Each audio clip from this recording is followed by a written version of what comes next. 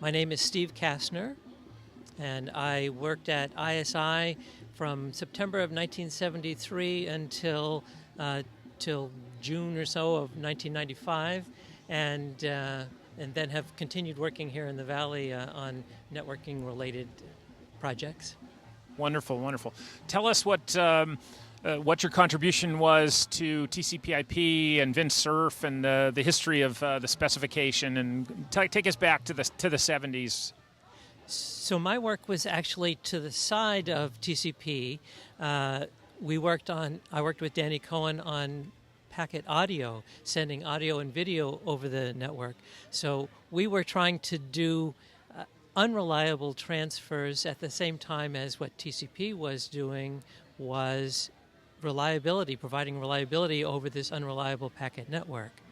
And so, in fact, one of the things that I remember was a time when, before IP was factored out of TCP, Danny Cohen was making a presentation at the Blackboard of explaining how we needed for packet audio to have unreliable transfer.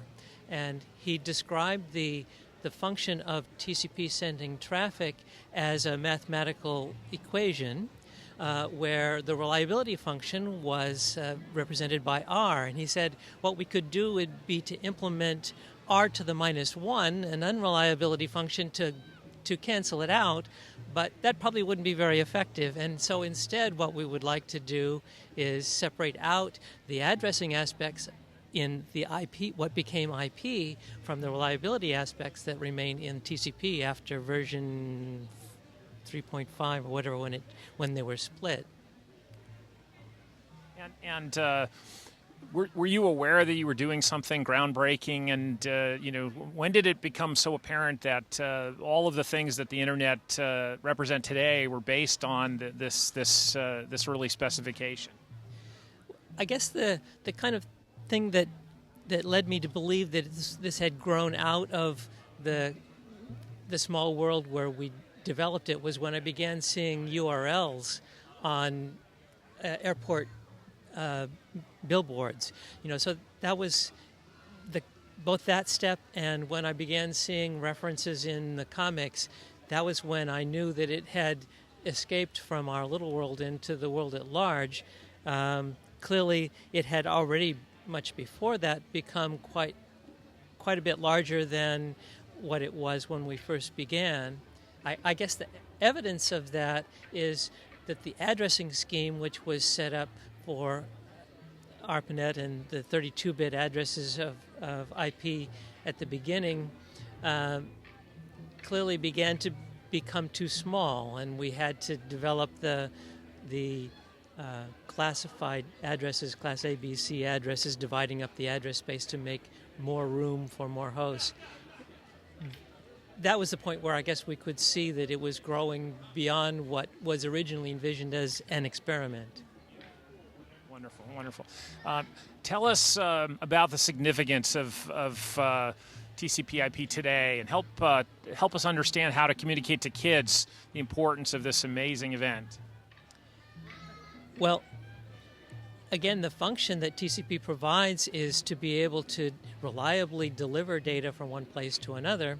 I think that's really such a basic function that people don't recognize its importance, or they may assume that this is easy to do. But the fact that with TCP we can make use of the communication medium much more effectively in packets and still have it be reliable is what really is the key addition. Now, of course, with TCP as the underpinning of the Internet's importance through its many layers of protocols, the impact it's had on life in general is immense, and we can hardly imagine life now without the Internet. So finally, tell me the team that you worked with, and how large was the group that was involved with your early project? As I mentioned, we were doing packet audio and video, and our project was rather unique in the fact that we had several groups Ours was at ISI. There was Lincoln Laboratory, SRI, Utah, Bolt, Brannick, and Newman, BBN. All of us were working together to make this project work. We had different skills in some of the different places. BBN was working on some of the voice coding aspects. SCRL did that as well. And we had to be cooperative rather than competitive because in order for this to work, we had to talk to each other. And the same would have been true for the folks who were building applications on top of TCP, where you had a computer acting as a server at one place and people accessing it from another place. We had to be cooperative more so than you see now in many projects that are highly competitive because we had to make the thing work.